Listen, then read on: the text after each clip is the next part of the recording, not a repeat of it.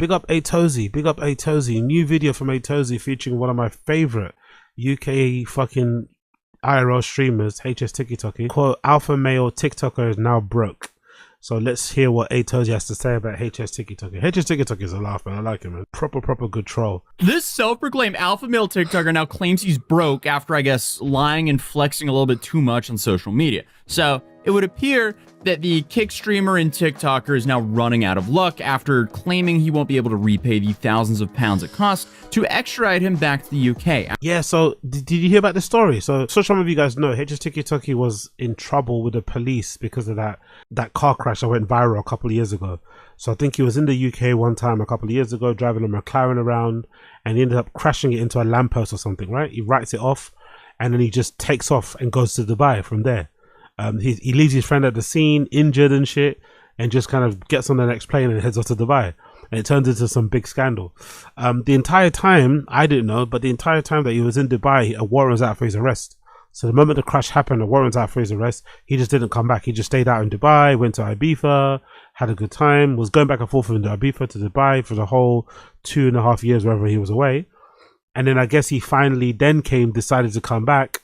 And obviously he got arrested, or no, finally the police basically arrested him and wanted to extradite him out from Dubai. But in order to get him to the UK, they had to charter a private plane. And I guess the assumption was that by chartering that plane, that they were going to push the cost off to him. We're going to get the plane to get you here because you're a flight risk and you're unreliable, but you're going to have to pay that money back. And I guess he's not been paying the money back, as you can see from this quote tweet. It says, HS TikTok has claimed that he wouldn't be able to repay the £17,000 in legal costs within a year after police chartered a private jet to bring him back to the UK. Finances were heard during the court hearing yesterday as police unsuccessfully tried to reclaim £28,350 pounds. Judge Julie Cooper ordered Sullivan to pay $9,217 in prosecution costs and $8,000 in police costs, bringing the total to $17,000. I'm going to give him 6 months to pay this, and if there's a problem with it, he's going to have to come back and explain why. The total cost is going to be 28. So it's interesting because on his stream, and again, I don't know what to make of it. I don't know if he's just not wanting to pay it just for the troll. But on his streams the other day, he was like, yeah, I made like 600 grand on casino, right? He's bragging about all this money I made. On the other end, he's not able to do this. He's not able to pay off these court fees. So I don't know what's actually going on. Is he actually broke? Is he just trolling and refusing to pay the court on some fuck you? You're gonna have to kind of get this out of my cold dead hands. I don't know what's going on, but I guess we'll find out. After he spent nearly a year on the run. So obviously we're talking about HS TikTok, and the dude essentially fled the country, wouldn't return for about a year, and then the UK government had to fly him back. I guess this is how inept this guy is. But while he might have avoided jail time for his completely avoidable car crash back in March of 2024, he's still not off the hook for the consequences that came with that. What could explain this, by the way, is like a lot of these gambling streamers are actually completely broke and play with house money and essentially are paid to be actors and have a crazy reaction when they win big. Now, I have no clue if this is the case with HS TikTok's deal or not, but obviously there's a lot of rich gambling creators and there's a lot of financially struggling gambling creators. But a gambling course is just a whole new level of degeneracy and desperation from HS over here. You are guaranteed to make a minimum of £30,000 a month. Yo, big up Case of Moses, by the way. I forgot to put you on the list. Big up Case of Moses. Thank you for the membership, brother. So what do you guys think in the stream chat? Initial thoughts. What do you guys think? Is he refusing to pay the money? Is he refusing to pay back the court because he doesn't have the money and he's broke? Or is he refusing to pay it back because fuck you, pay me, fuck you, I'm not going to give you any money. I've got it, but I'd rather go to prison. What do you guys think? Month minimum. All I need you to do is send 150 USD minimum deposit to my address. Once you've sent that, you are locked. You're getting one-to-one mentoring with me and the rest of my team. I'm going to show you how to maximize your game. I'm going to show you strategies you didn't even know on the roulette board. What? I don't think it's possible to be a more obvious grifter. Like, this guy is straight up scam. How is that legal? Is that legal? Send me money and you're going to get guaranteed 300k, like 150. And you know, send me 150 and I'll show you how to make 300 grand. The most logical thing to reply to that is, if you're able to turn 150 into 300 grand with your own technique, Why are you selling it? Why wouldn't you just keep on doing it yourself secretly? You'd never sell that. If you found some loophole, some fucking hack, some exploit, right? Something that allowed you to turn 150 into 300,000, you're not going to tell a soul. You might tell your best friend, but you're not going to sell it as a course. You're just going to just keep rinsing it until the exploit is fucking closed off or fucking, whatever, fixed. You're never going to sell that. You're never going to bait that up that way. So, HS TikTok seems like nothing is kosher here with this guy. If he's actually doing this. Unfortunately, casinos are businesses that need to make money, and they're not charities, so this will not pan out for the person who's buying his gambling course for $150. Also, if there was some like new method to guarantee you 30 grand a month, all the bot farms would be all over that. Exactly. So I mean, at this point, if you are dumb enough to give this man money for the hopes of 30 grand a month, that's on you, dude. Hey, who knows? I would call that a stupid tax, but I feel like the dude is currently speedrunning another charge with these income claims. Or, well, no, he most definitely is preying on his impressionable fans to get some extra gambling money. Either way, though, we covered HS TikTok in his recent scandals just barely 2 months ago, where he was being accused of glassing a man in the neck in Spain. Yeah, big up SLRZs. Yeah, I've seen that guy. Yeah, I've seen that guy. Amongst other things. Like, that's a crazy charge as well. So many people go throughout life without, even 1% of the charges this guy has faces. It's actually surprisingly easy to go through life without, wrecking a car and leaving your friend on the side of the road and fleeing the country and going to Spain and glassing someone in the neck. Those are very simple things to avoid. Maybe not for a self-proclaimed alpha male, though. That might be hard. But while there hasn't been too much news regarding the alleged glassing, Harrison is still in hot water regarding the car crash that he fled the scene on back in March of 2024. The dude apparently has a real habit of fleeing, because he can't take any accountability for his own actions. But since the start of his online career, Harrison, or HS TikTok, has been a polarizing character to say the least. Hello. Hello. What's your name? My name is Rory. Where are you from? Rory, I'm from Thailand. Where are you from? He's been coined by the internet as like the Dollar General version of Andrew Tate, since most of his content revolves around flexing a bunch of different cars, regurgitating the same talking points, and being extremely hypocritical. So you have all of that, and then him also just genuinely acting like a pretentious moron. But I made plenty of videos in the past where I've gone way more into depth on what's happened. But the most important detail that you need to know from the accident in March 2024, which I keep referencing, see, almost 2 years ago, Harrison made headlines after crushing a rented purple McLaren, kind of like a soda can. How, you may ask?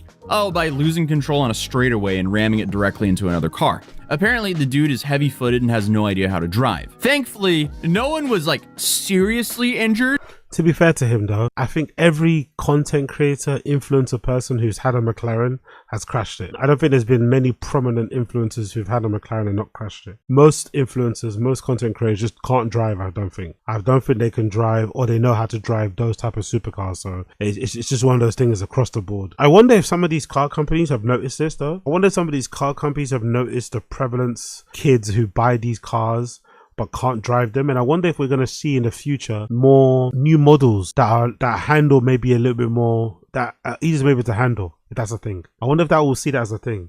Like, you've got a supercar, handles like a fucking Toyota Prius, so there's no danger of you ever ramming it into a wall or something, I wonder if they'll do that in the future. You never know. They might make like a content creator friendly supercar. I think the person who was most hurt was one of his close friends who was sitting next door to him. Not next door, in the passenger seat of his car. And of course, he abandoned him on the side of the road. Because, there's nothing like crashing the car with your friend in it, then fleeing the scene, leaving your friend on the side of the road in pain. And obviously, Harrison and his friends, they're no strangers to drumming up drama for clicks. And honestly, there was a lot of people who thought this was all for clicks somehow, because he wasn't getting charged with anything until he was. So formal charges were brought on him, and then he started making a whole bit of like, no, I'm not coming back. I'm not going to the UK, because obviously he fled the country. He went straight to Dubai.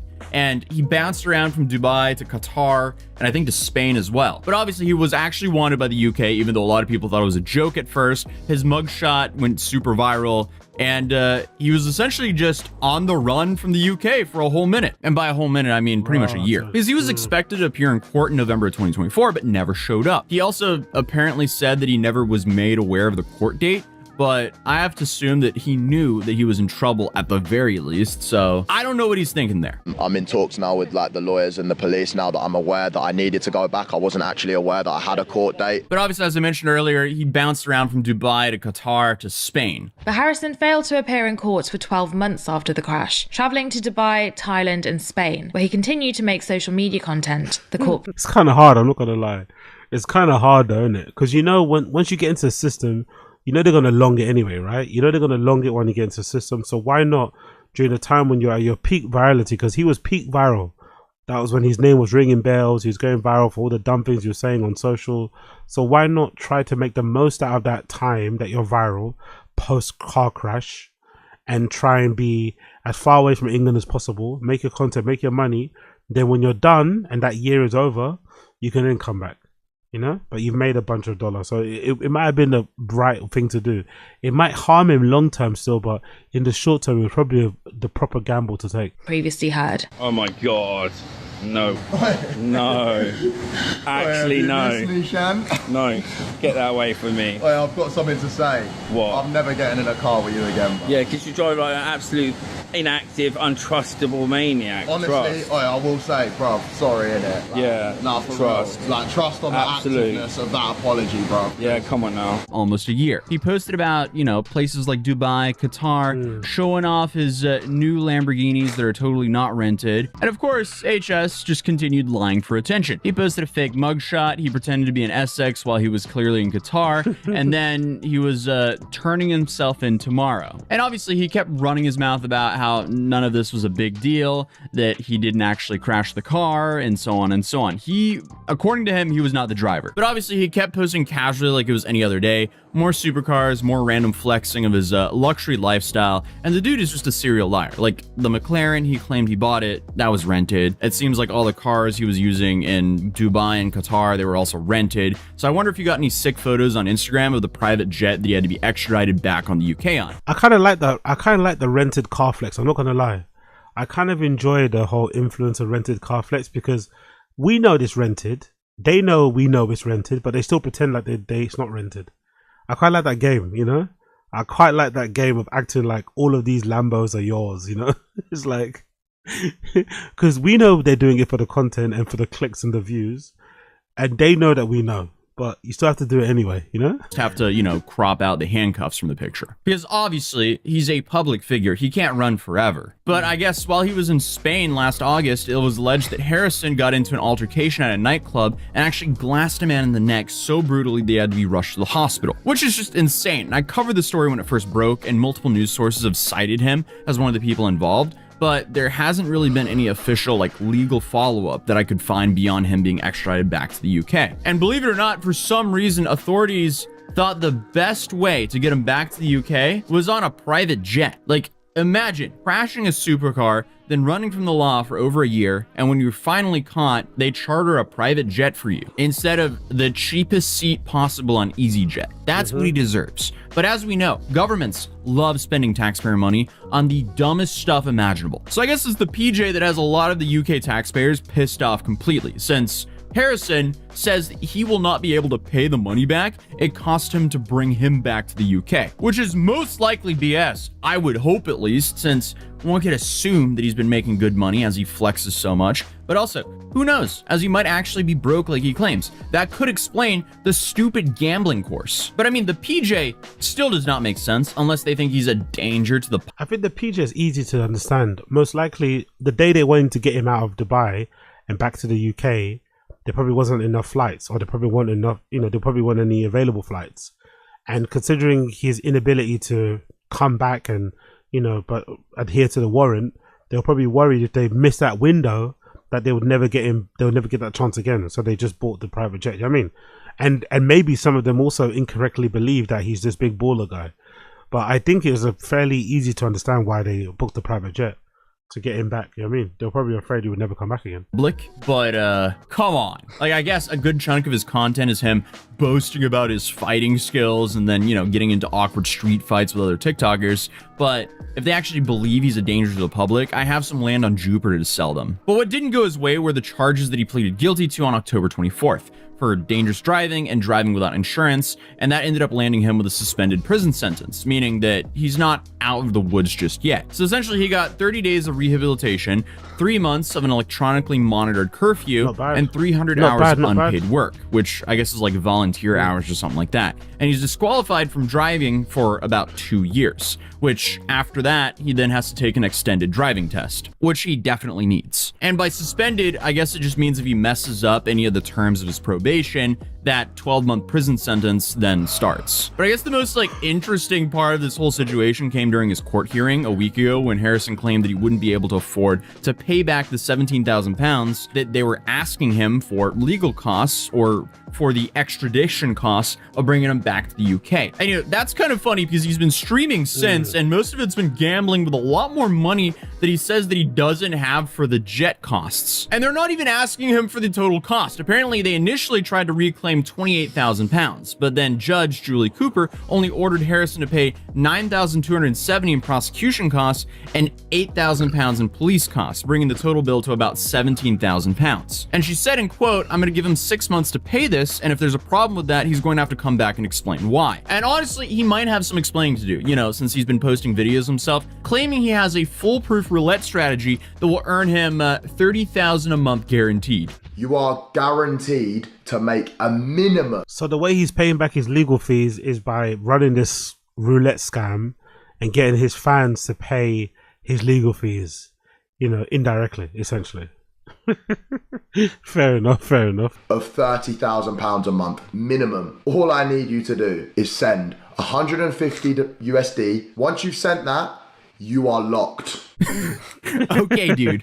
Whatever. So I guess all you have to do is send him $150 and you're locked. I'm sure the courts would love to know how many people, if anyone, sent him $150 if he attempts to claim that he's broke, though. I am hoping that people are wise enough to not send him $150 for a guaranteed $30,000 a month strategy. I mean, that is just so stupid. Again, I don't know if he's playing with house money and he actually doesn't get that and he's just acting, or if that's actually his money to keep. Anyway, you get the point.